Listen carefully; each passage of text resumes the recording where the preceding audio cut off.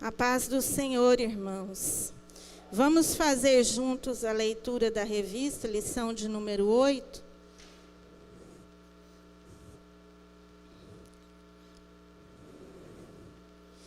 Lição número 8. Conhecendo algumas armas poderosas em Deus. Texto áureo. No demais, irmãos, fortalecei-vos no Senhor e na força do seu poder. Efésios 6:10. Verdade aplicada. Nossa luta contra nossos inimigos espirituais exige de nós preparo e uma vida íntegra. Os objetivos da lição são apresentar os inimigos do crente, descrever os equipamentos da armadura espiritual, ensinar sobre as armas espirituais. Os textos de referência se encontram em Efésios 6, do 13 ao 17. Portanto, tomai toda a armadura de Deus, para que possais resistir no dia mau, e havendo feito tudo, ficar firmes. Estai, pois, firmes, tendo cingidos os vossos lombos com a verdade, e vestida a couraça da justiça, e calçados os pés na preparação do evangelho da paz, tomando, sobretudo, o escudo da fé, com o qual podereis apagar todos os dardos inflamados do maligno. Tomai também o capacete da salvação e a espada do Espírito, que é a palavra de Deus. Amém? Irmãos, eu quero aqui orar por todas as pessoas, todos os crentes que são um exército de Deus, que estão numa luta constante. Para todos aqueles que estão passando por lutas, por provações, aqueles que venceram grandes batalhas, e logo após vencer uma batalha, às vezes vem o cansaço e nos torna vulneráveis. Então nós precisamos continuar firmes, né? Não tirar a nossa armadura. No campo de batalha, um soldado jamais tira a armadura. Então vamos orar. Senhor, meu Deus e meu Pai, eu quero apresentar, Senhor, em nome de Jesus, todas as pessoas no mundo que vivem agora uma batalha espiritual. Todos, Pai, que estão vivendo grandes guerras, grandes lutas espirituais. Aqueles que venceram uma grande batalha. Não deixe que desanime, Senhor, mas fortalece com a sua mão forte. Seja com cada um, Pai, é o que eu te peço. Em nome de Jesus, amém.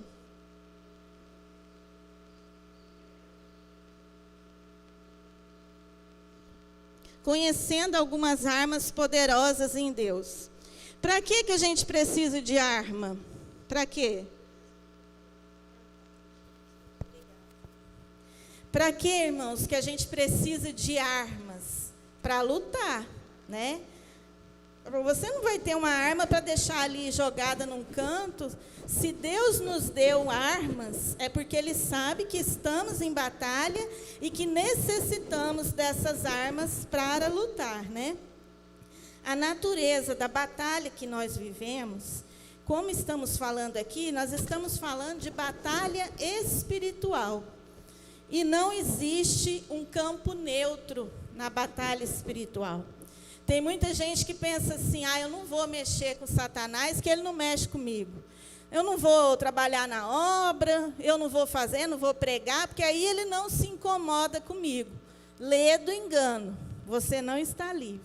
Ou você está alistado no exército de Deus e você está guerreando, ou você está nas garras de Satanás e ele faz com você e com a sua casa o que ele quer.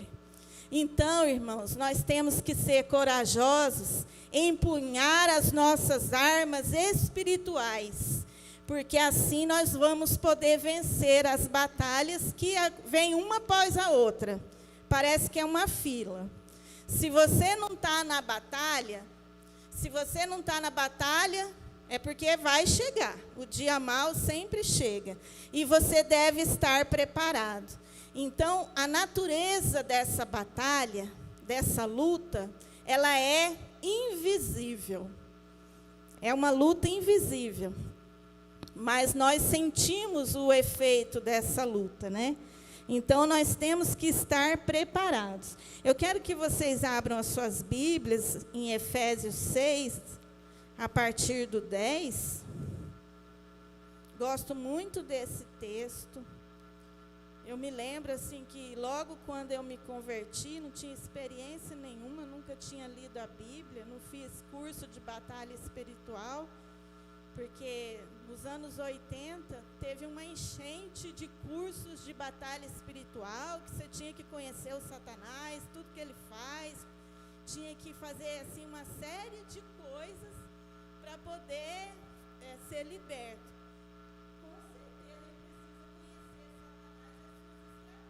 Nós precisamos conhecer muito mais a palavra de Deus, o Deus a quem nós servimos. E quantos passos mais a gente der em direção a Deus, nós estamos... Em Efésios 6, vamos ler a partir do 10. A armadura espiritual dos cristãos. A partir do 10. No demais, irmãos meus, fortalecei-vos no Senhor e na força do seu poder. Irmãos, essa batalha a gente não vence no grito, não vence na força do nosso braço. A gente vence no poder de Deus, com o Espírito Santo na nossa vida, no poder da palavra de Deus, não é no grito. Revesti-vos de toda a armadura de Deus, para que possais estar firmes contra as astutas ciladas do diabo. Quando fala de revestir, quer dizer, eu tenho que vestir. A armadura está à nossa disposição. Mas se eu não vestir, não vai adiantar nada, né? E fala aqui, para que possais estar firmes contra as astutas ciladas do diabo. Essas ciladas vêm do termo metodeia, que fala de método. Satanás tem vários métodos para nos derrubar, várias armas. Ele sabe, te conhece, ele não é onisciente, ele não é onipotente como Deus, né? Ele não é onipresente, mas ele tem um exército, agentes demoníacos em toda parte, e conhece as suas fraquezas. Então, ele vai usar um método para cada pessoa, vai ser diferente. Por exemplo, tem gente que a fraqueza dele não é dinheiro. Ele pode estar passando fome, você deixa um bolo de dinheiro na frente dele, ele não vai cair. Já tem outros que são fracos nessa área. Tem pessoa que a fraqueza dele é o adultério, é a mentira. Então, ele sabendo disso, qual que é a sua fraqueza, ele vai agir nessa parte, porque ele fica andando ao derredor, buscando a quem possa tragar. Ele não pode tragar todo mundo, só aqueles que estiverem desprevenidos. Ele anda ao redor, buscando ali uma oportunidade para te atacar. Como a missionária Alessandra aqui bem falou, ele ruge como um leão. Não é um leão, é como um leão. Quem é o verdadeiro leão é o leão da tribo de Judá. É Jesus Cristo. Ele sim tem poder. Mas Satanás, ele quer imitar tudo que é de Deus, né? Ele quer ser o leão também, só que ele só faz barulho. E ele também, quando ele quer te pegar, ele fica à espreita, em silêncio. Você acha que está tudo bem, e aí ele vem e te ataca, né?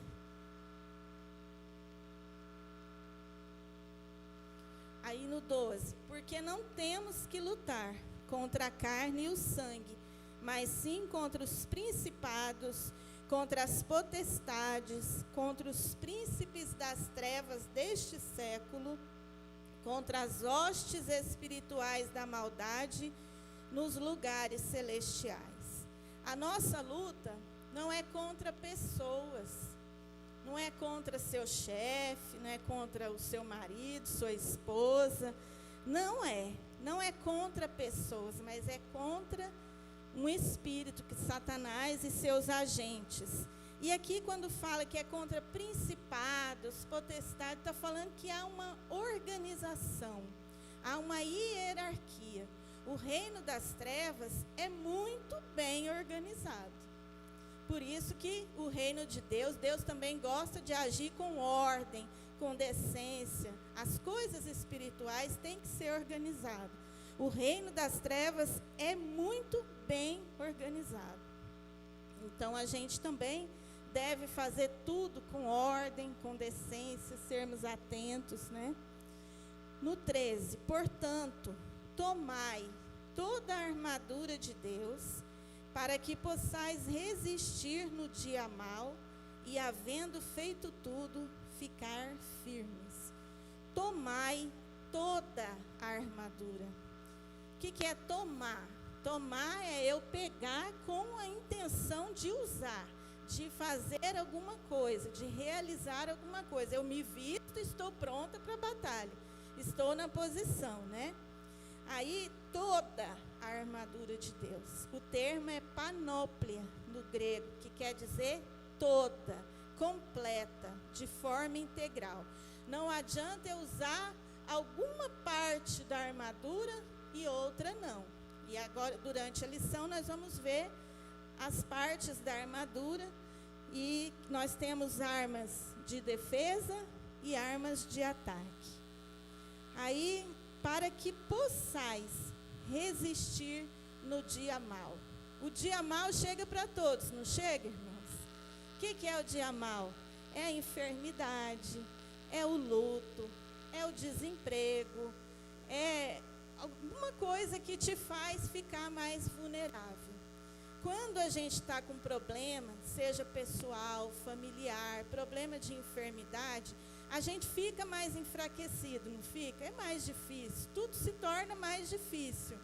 E é nesse momento que Satanás entra, aproveitando-se que você está vulnerável, ele quer te atacar. E o dia mau, como eu disse, chega para todo mundo. Não tem ninguém aqui que está livre do dia mau. Vai chegar, se não chegou, vai chegar, né? E havendo feito tudo, que tira férias, deita numa rede, relaxa. Depois que fez tudo, você relaxa? Aqui na palavra diz que não. Ficar firmes. Ficar firmes, quer dizer, você não pode relaxar. Porque assim como chega o dia mau, o momento da fraqueza, você está vulnerável, quando você pensa que tudo está bem e você está relaxado, você também está ainda mais vulnerável. Porque quando você está em luta, a Milene e o Ricardo passou uma luta tremenda, né? O Ricardo ficou internado e tal, mas orando e jejuando e buscando. Quando a gente está nessa luta, a gente fica mais alerta. A gente ora mais, a gente vigia mais e busca mais a Deus. Aí quando tudo fica bem, a gente corre o risco de recuar, de largar as nossas armas, tirar a nossa armadura, deitar numa rede e falar, eu mereço descansar. Agora eu mereço, então eu vou parar, vou descansar. Um exemplo no Antigo Testamento, Elias, depois daquela grande batalha, ele vai, cai, entra numa grande depressão, esconde dentro de uma caverna. Isso aí é do ser humano. Depois que a gente luta e vence, às vezes depois que passa, eu já ouvi muitas pessoas falar, eu estava tão forte quando eu estava na luta, que parecia que eu estava anestesiada. Eu não estava nem sentindo o que estava acontecendo, parece que não era comigo. Mas quando passou, aí eu desfaleci. Aí eu fiquei ruim. Aí veio o cansaço. E nesse momento, é um momento que a gente precisa tomar cuidado. Porque o inimigo, ele anda à espreita, olhando, procurando, vendo uma oportunidade, uma brecha para ele entrar. Então, tanto no momento da luta ferrenha, do dia mau, como depois, que parece que passou, que vem a calmaria, né? Tem aquele ditado que diz, depois da tempestade vem a bonança. Mas essa luta espiritual, ela é constante, contínua. E aí tem gente que fala, não, batalha espiritual, né? Eu sou crente. Tipo assim, depois que eu aceitei Jesus, seus problemas acabaram. Só que não é assim. A gente precisa estar constantemente lutando, buscando a Deus, se firmando no Senhor. Porque não é assim, não é porque eu sou crente que Satanás me esqueceu. Muito pelo contrário. Mas maior é o que está em nós do que o que está no mundo. O Senhor é maior do que tudo isso. E nós estamos com Ele. E nessa peleja nós não estamos sozinhos. E se a gente confiar nele, nós vamos vencer. E muitas vezes vencer sem nem lutar, porque estamos próximos dele. Então não vamos desanimar. Aqui eu vejo um grande exército. E guerreiros não desanimam. Né? Paulo, quando fala aqui em Efésios, ele tá se referindo e fazendo analogia com os soldados romanos. Os soldados romanos jamais tiravam a armadura no meio de uma batalha. E nós precisamos estar treinando, estar sempre prontos, sempre alertas. Os soldados romanos, no mínimo, eles treinavam 3 horas por dia. Quanto tempo você tem gasto em treinamento? Como? Em oração, buscando a Deus, lendo a palavra. Porque quando a gente lê a palavra e internaliza ela no nosso coração, a gente sente mais forte. Quantas vezes a gente entra no quarto para orar, você não tem nem força para orar. Já teve vezes que eu só chorei. Mas o Espírito Santo intercede por nós com gemidos inexprimíveis. Então a gente tem que estar na posição de receber de Deus, de estar na posição para buscar ao Senhor sempre, porque não tem trégua. Nessa luta não tem trégua, não tem acordo de paz, não tem. Você sempre vai ser um alvo para Satanás, mas o nosso alvo é Cristo. O nosso alvo é a vida eterna e nada pode fazer nos desanimar. Amém? No 14 diz assim, estais, pois, firmes, tendo cingidos os vossos lombos com a verdade. O que é cingir? Cingir é se preparar. Tipo assim, eu estou me preparando para agir. Eu estou preparado para agir com a verdade. Qual que é a verdade? Quem é a verdade? Jesus Cristo é a verdade. O que mais? Isso. Então, irmãos, nós estamos com Cristo. Cristo é a verdade. A palavra de Deus é a verdade. E é assim que nós vamos lutar contra as astutas ciladas do inimigo. E vestida a couraça da justiça. Jesus também é a nossa justiça.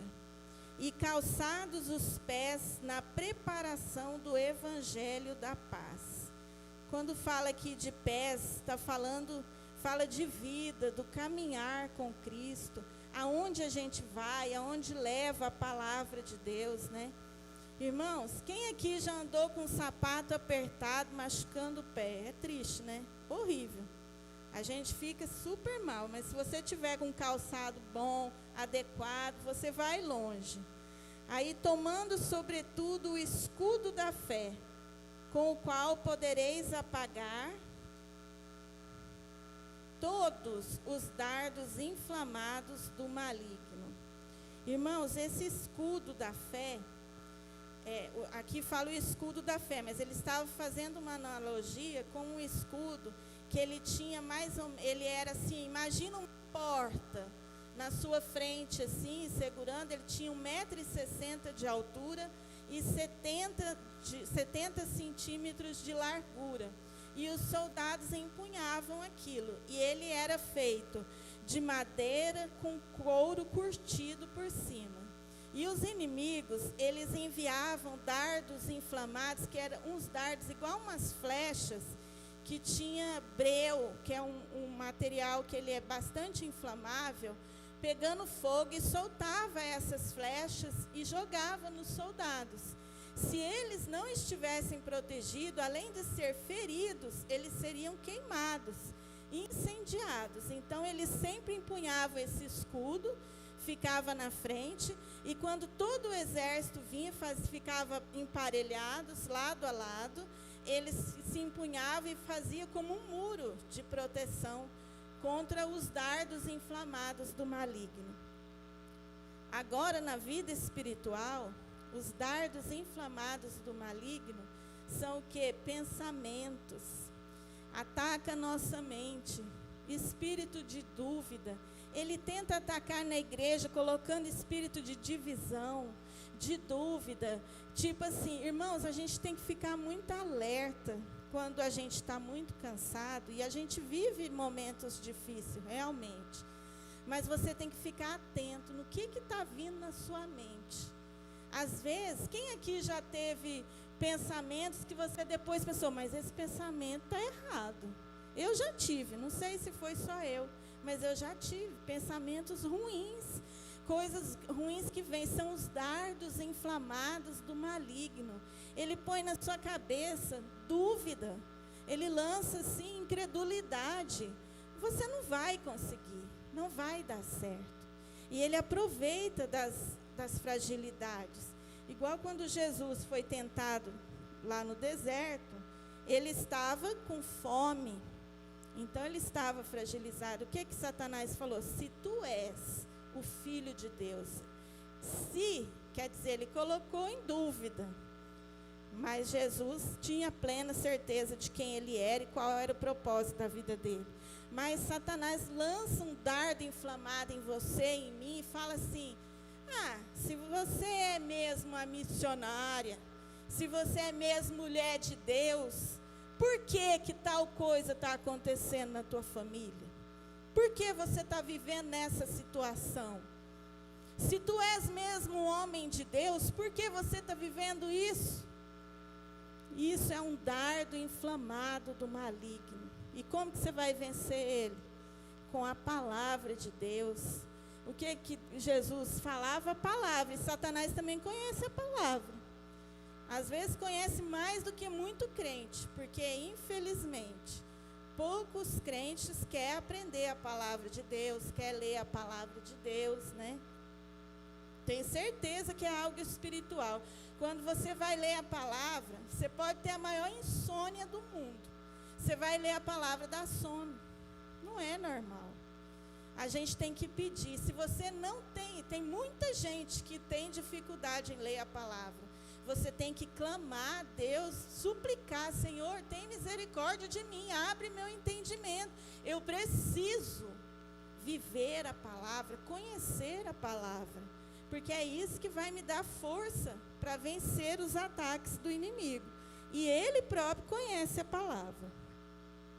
Aí, e calçados os pés, já falei, tomando sobretudo o escudo da fé. Tomai também o capacete da salvação e a espada do Espírito, que é a palavra de Deus. O capacete da salvação fala de nós protegermos também a nossa mente. Como eu já estava falando sobre os pensamentos que vêm na nossa mente, né? Que vêm para destruir, porque o diabo veio para matar, roubar e destruir. Irmãos, tome cuidado com aquilo que você pensa, com aquilo que você fala. Satanás não pode ouvir o que você pensa, mas o que você fala, com certeza, ele pode, né? Mas nós temos que ter cuidado. E aqui no 1 fala assim, os antagonistas do cristão. O que é antagonista? É os adversários, aqueles que se opõem ao cristão. Aqueles que são contrários ao cristão. E aqui vai falar sobre o diabo, a carne e o mundo. Aqui sobre o diabo. O diabo, irmãos, ele é real. Né? Ele é real, ele existe, e tem até muitas religiões que negam a existência de Satanás, que ele não existe, mas isso não é bíblico. Ele existe sim, e ele luta contra nós, embora nós sabemos que a vitória é nossa, a vitória já está garantida, mas ele ainda, enquanto puder, ele vai lutar contra nós. Então, irmãos, quando falamos do diabo, a gente tem dois extremos e dois erros, ambos nocivos. O que é? Um é você superestimar Satanás, quer dizer, você dá uma importância muito maior do que a que ele tem, e outro é subestimar, quer dizer, faz de conta que ele nem existe, né? Ambos são nocivos para a nossa vida espiritual. O que é superestimar? Por exemplo, tem gente que fala mais do Satanás do que de Deus. Tem pregação que eu já ouvi que quase não fala de Jesus, fala de Satanás. E põe ele lá em cima, tudo é o Satanás, né? O Satanás comanda tudo, tudo que é bom é do Satanás, a gente não pode querer, tudo o Satanás que faz, a gente tem que tomar cuidado, então não devemos superestimar Satanás, porque ele não faz nada se Deus não permitir, não faz. Ele, o que falava? Que ele andava lá em Jó, ele rodeava, andava passeando, e ele foi lá falar de Jó, porque ele viu que como Jó era fiel. Ele só fez o que Deus permitiu. Ele não vai fazer nada além do que Deus permitir. E muitas vezes acontece coisas porque a gente abre brecha, porque a gente dá legalidade, né?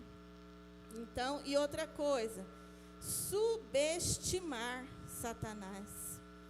É você achar assim, ele nem existe, não, isso é uma lenda, isso é um mito. Quem aqui já ouviu falar isso? Que não, o diabo não existe, é uma lenda, é um mito. Isso não é bíblico, ele existe sim, é o inimigo das nossas almas. Deus tem um plano na sua vida, Satanás tem um contraplano na sua vida. Ele quer fazer você desistir, mas você também não deve responsabilizar Satanás por tudo de ruim que acontece na sua vida, levando você a não ter uma responsabilidade pessoal. Tem gente que faz tudo errado, ele toma decisões erradas, ele anda com pessoas erradas, ele não consulta Deus para nada, e depois ele fala, foi o Satanás. E o Satanás fala, nossa, eu estou tão quieta aqui, não fiz nada. E ele está pondo a culpa em mim. Então, irmãos, tem a nossa responsabilidade pessoal também. Nós somos responsáveis pelas nossas escolhas. E tem muita coisa que acontece na nossa vida que são consequências das nossas tomadas de decisões, sem consultar a Deus, sem orientação, sem oração. A gente brinca com as coisas espirituais. Então, nem tudo tem a ver com Satanás. Tem coisa que é você mesmo que anda fazendo, né? Então, são dois perigos nocivos. É um superestimar e outro subestimar. Nós temos que ter equilíbrio. Aí aqui, o outro inimigo, antagonista, oponente, né, da vida do crente, o mundo. Quando a gente fala aqui do mundo, a gente não está falando desse mundo que a gente vive, mas de um sistema corrompido que é o mundo onde a gente vive, né? Porque lá em João 3,16, Deus falou, a palavra de Deus diz, né? E Deus amou o mundo de tal maneira que deu o seu Filho unigênito para que todo aquele que nele crê não pereça, mas tenha vida eterna. Então, Deus amou o mundo, amou a humanidade. Mas o mundo, quando diz aqui, fala desse sistema, né? De uma sociedade corrompida. E inimizade das pessoas com Deus. Então, irmãos, por exemplo, quando o povo lá no Antigo Testamento saiu do Egito, diz que o mais difícil não foi tirar eles do Egito, mas tirar o Egito de dentro deles. E nós temos que tomar cuidado para não ficar flertando com as coisas do mundo. Hoje em dia, a gente vê muito assim, a gente tem que modernizar a igreja para a gente atrair o mundo para dentro da igreja. Às vezes a gente passa em frente a alguma igreja, parece que é uma boate. É luzinha piscando, é não sei o quê, porque a gente precisa atrair as pessoas, tirar as pessoas do mundo. Então a gente tem que se parecer com o mundo. Não é isso que é bíblico. A palavra de Deus, a lição da semana que vem vai falar sobre a suficiência de Cristo. Cristo é suficiente, a palavra de Cristo é suficiente, então nós não precisamos brincar, flertar com o mundo. Muitas vezes a gente fica brincando, um pé no mundo, outro pé na igreja. Isso não dá certo, né? Aí, a palavra de Deus diz assim, que a amizade com o mundo é inimizade contra Deus. Não tem como eu ficar lá nem cá. Tem crente que é tipo um crente 007. Ninguém sabe que ele é crente, porque ele está sempre disfarçado. Ele é igual aquele bichinho que muda, o camaleão. Se ele está lá no trabalho, ele é de um jeito. Se ele está lá no churrasco da família, ele é de outro jeito. Se ele está na igreja, ele veste a roupa de crente e fica espiritual, mas lá no mundo, aonde que a luz tem que brilhar mais? É nas trevas. As pessoas têm que olhar para nós e falar, eu quero esse Deus para mim. Eu quero viver como essa pessoa. Eu quero ter essa experiência. É tão bom quando a pessoa olha para você, não vê você com a Bíblia, você não está com roupa de crente, você não está falando crentez, mas a pessoa olha e fala, você é crente, né? Por que você viu? Não, eu vi algo diferente em você. Porque a luz de Cristo brilha em nós. E nós devemos ser luz para o mundo. As pessoas têm que olhar para nós e desejar ser igual a nós. Né? Tem uma vez eu vi uma pregação que falava, você é um crente atraente ou um crente repelente? Tem crente que ele é tão ruim, estranho, que a pessoa fala, Deus me livre de eu ser crente igual esse aí.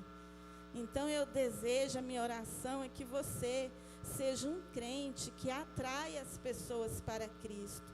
Que a hora que as pessoas olhar para nós, eles falam, eu quero isso em mim. Eu quero viver isso.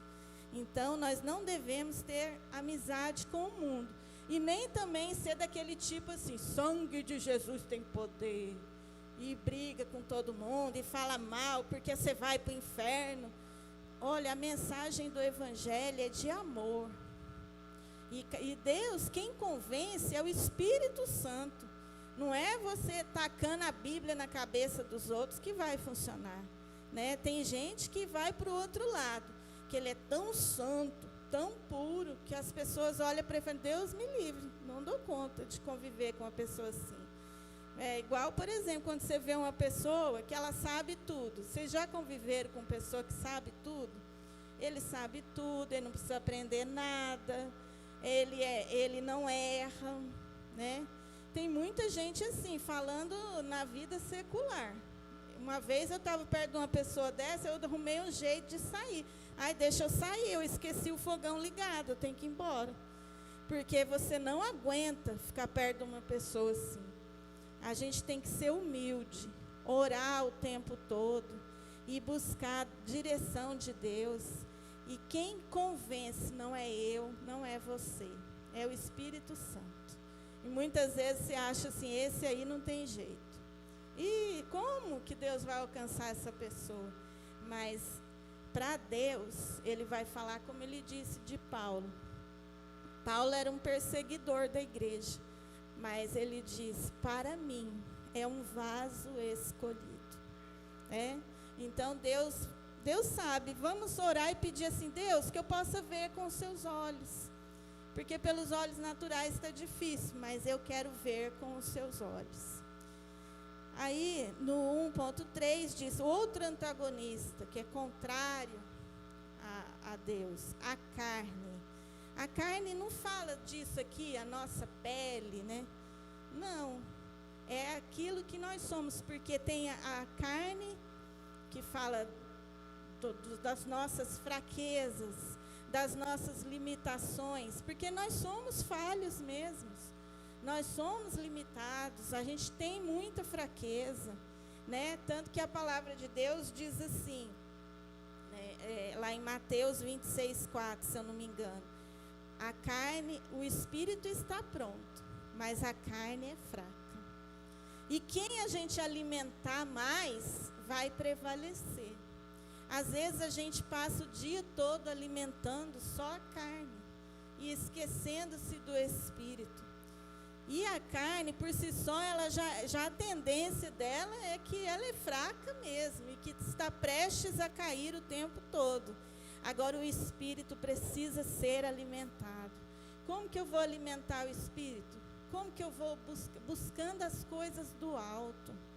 Buscando na palavra de Deus. A gente lê a palavra não como uma obrigação, mas sabendo que a palavra de Deus fala conosco. E fala mesmo, irmãos, fala o tempo todo. Então a gente tem que crer. Então o espírito está pronto, a carne é fraca.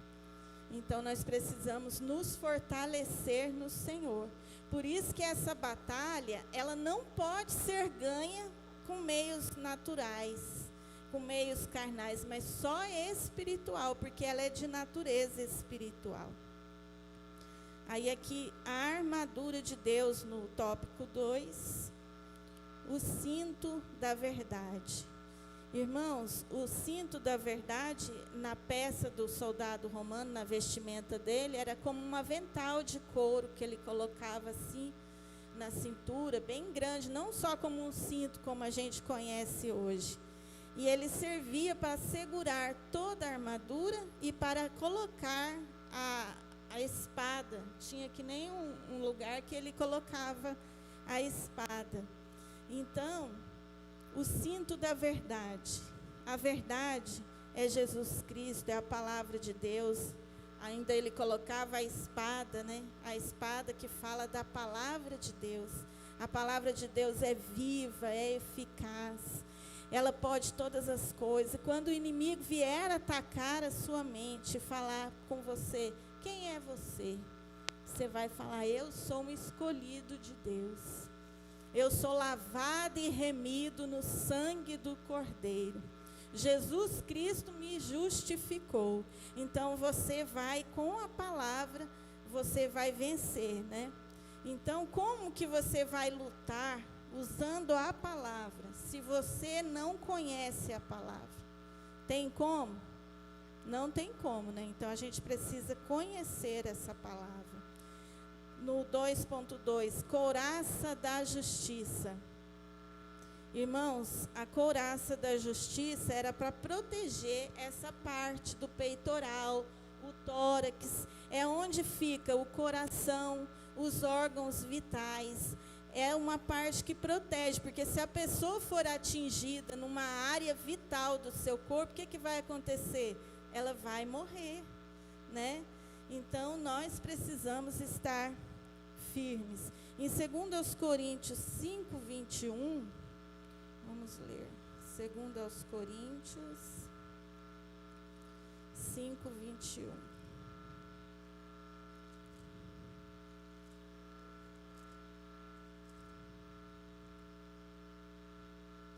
Aquele que não conheceu o pecado, fez pecado por nós, para que nele fôssemos feitos justiça de Deus. Nós somos justos não por nossos próprios méritos, mas nós somos justos pelo sacrifício de Jesus na cruz do Calvário. Se você aceitou Jesus no seu coração, você é justo. Amém? Os calçados do Evangelho. Aqui fala o que eu já disse no início, sobre o caminho que nós temos a percorrer, sobre a vida, né, o caminhar com Cristo. No 3, o equipamento para o combate. Vamos ler 2 aos Coríntios 10, do 4 ao 5. 2 aos Coríntios do 10, o 10 do 4 ao 5. Porque as armas da nossa milícia não são carnais, mas sim poderosas em Deus para a destruição das fortalezas, destruindo argumentos e toda altivez que se levanta contra o conhecimento de Deus, e levando cativo todo o entendimento à obediência de Cristo.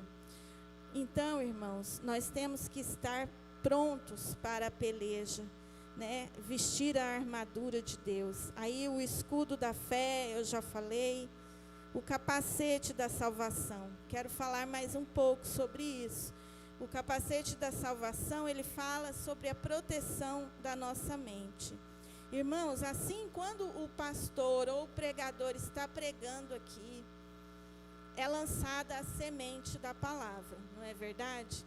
E Satanás e seus demônios ficam arrebatando a semente. Muitas vezes você vê pessoas, quando a gente está aqui em cima, a gente tem uma visão mais privilegiada. Tem gente mexendo no celular, tem gente que dá tanta sede na hora do culto, que deveria trazer uma garrafinha de água para a igreja. Tem jovens com a bexiga caída, né? Que tem que ir para o banheiro 3, 4 vezes, né, pastor? É difícil. Aí o que é isso? Fica esperto, irmão. Satanás está arrebatando a semente. Quem aqui já não viu pessoas que estão na igreja 10 anos e não converteu ainda? Por quê? Porque ele vem na mente das pessoas, ele cega o entendimento.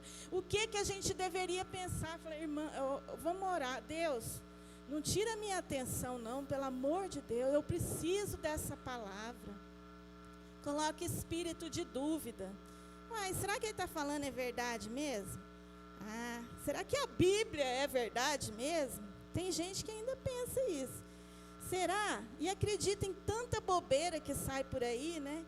E a pessoa está dispersa. Assim, às vezes o pastor aqui fica nervoso de ver, assim, porque está vendo, ele sabe da necessidade da igreja ouvir aquela palavra. Porque uma coisa é ser pastor itinerante, outra é ser pastor da igreja, porque tem que ter o alimento fresquinho e variado, né, pastor? Porque você não pode ficar repetindo mensagem. O itinerante, ele repete de boa, porque o público é diferente. E aí ele fica craque, né, porque ele fala várias vezes a mesma mensagem. Mas o pastor tem que servir o alimento fresquinho para você. Fica horas lá estudando, orando, buscando, jejuando. Chega aqui, a pessoa está dispersa. Está voando, aquela cara de paisagem, né? Não sabe o que está acontecendo. Então, em nome de Jesus, não deixe Satanás roubar o que Deus tem para você.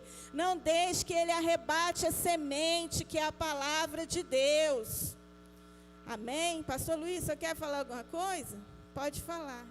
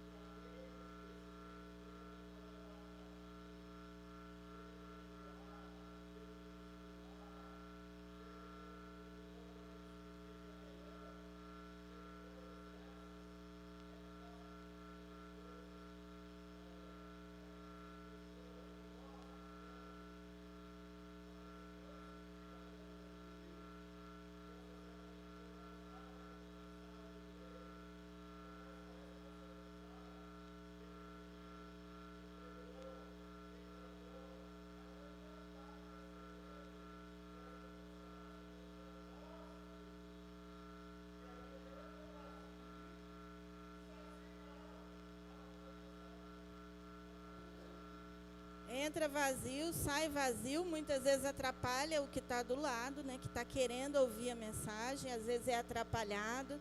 Então, a gente precisa pensar, a nossa mente é um campo de batalha. A nossa mente, o tempo todo ela é atacada. O tempo todo a gente tem que pedir e orar, Senhor, me reveste com o capacete da salvação. Que eu não perca a alegria da salvação. Eu lembro que logo que eu me converti, naquele primeiro amor, para mim era tão fácil as coisas, não tinha complicação nenhuma. Aí você começa a estudar tanta coisa e vai ver. Mas Deus me dava graça para aquele momento. Eu lembro que numa ocasião eu precisei de lutar espiritualmente numa situação lá. E Deus me deu, vai lá e lê. Efésios 6:10. E li essa parte que estamos estudando. E Deus, pela sua infinita misericórdia, Ele me deu vitória. Nem batizada eu era. Eu fui batizada depois. Então, irmãos, a palavra de Deus, o Evangelho é simples. Basta que você tome posse, que você use as armas que estão ali à sua disposição. Não adianta nada eu ter a arma e não usar. Igual eu sempre falo, eu tinha um aparelho de fazer abdominal em casa. Ele ficou que nem um cabide lá. A bicicleta ergométrica, ninguém usava, ficou lá e só vai engordando, né? Então, a gente tem que pôr em prática. Não vai resolver se a gente não pôr em prática, amém? Aí, a espada do Espírito. Irmãos, a espada do Espírito é a Bíblia, a palavra de Deus. Hoje em dia tem um termo que chama ateus práticos. Você já ouviu falar? É pessoas que diz que é crente, mas vive como se não fosse crente. Porque ele não vive a vida, não adianta. Igual eu vou falar das armaduras, eu vou pegar a Bíblia. Quando eu fiz isso, lá atrás, que eu nem era batizada, Deus sabia que eu não tinha conhecimento nenhum. Mas Ele viu meu coração, Ele viu a minha fé. Mas agora, nós que somos crentes, que a gente tem mais sabedoria, a gente entende da palavra, não adianta só eu pegar e ficar lendo igual uma oração. Eu preciso viver essa verdade na minha vida, isso tem que ser verdade. O pior ateu que tem é o ateu que ele está dentro da igreja e vive como se Deus não existisse. Tem pessoas que estão aqui dentro, que estão há anos na igreja, e ele não vive na prática. E aí as pessoas olham para ele e falam, mas você é crente desse jeito? E existe, irmãos. Não adianta, a gente tem que viver na prática. É fácil? Não é fácil.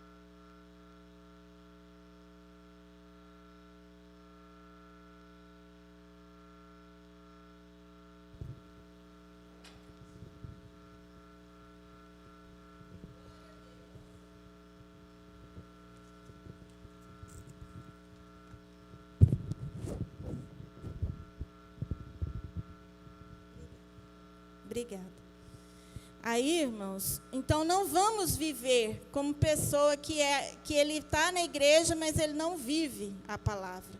Isso não vai resolver e não vai te dar força nenhuma. Não adianta você falar igual o He-Man, não. Pelos poderes de Grayskull, pelos poderes de Deus, não. Tem gente que abre a Bíblia no Salmo 91, tem tanta teia de aranha no Salmo 91, né? Pessoa que nem é crente, mas ele fala, se tiver aberto aqui no Salmo 91, nenhum mal se achegará à minha tenda. Não é a sua vida. Nós estamos falando aqui de relacionamento com Deus. Nós tem que viver uma vida com Cristo, né? Não é fácil? Não é, mas é por isso que nós temos à disposição a armadura de Deus, essas armas. E outra arma que eu queria fechar aqui, que até o pastor Luiz já pregou semana passada sobre essa arma, que é a oração. A oração, ela não é só uma arma de defesa, ela é uma arma de ataque, faz parte do combate. Você não pode parar de orar, porque é na oração que você vence o combate. E, irmãos, não vamos deixar acontecer algo extraordinário, terrível na nossa vida para a gente ter que orar.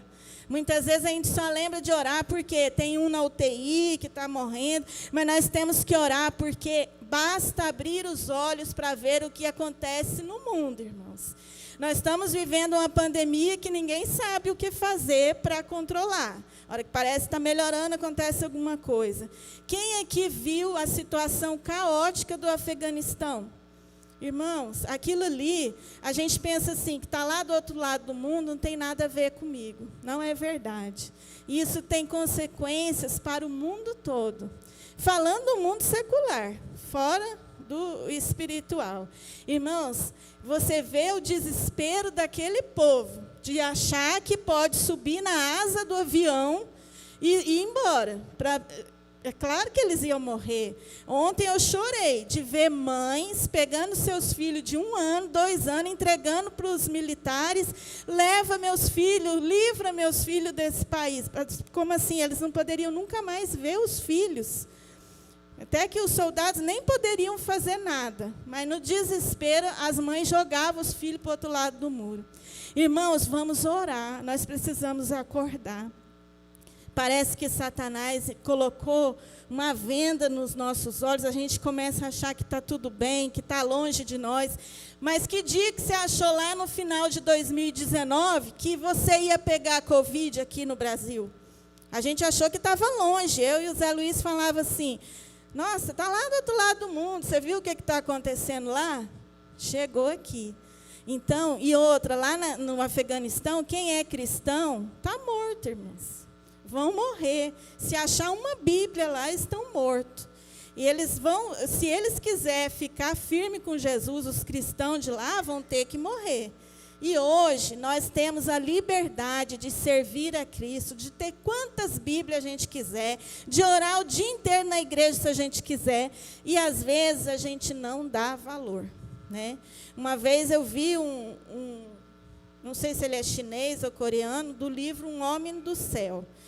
Ele é vivo até hoje, sofreu muita perseguição por ser cristão. E ele falou assim, você ora para que a perseguição deixe de acontecer no seu país? Ele falou, não, eu não oro por isso, porque nós somos crentes fortes.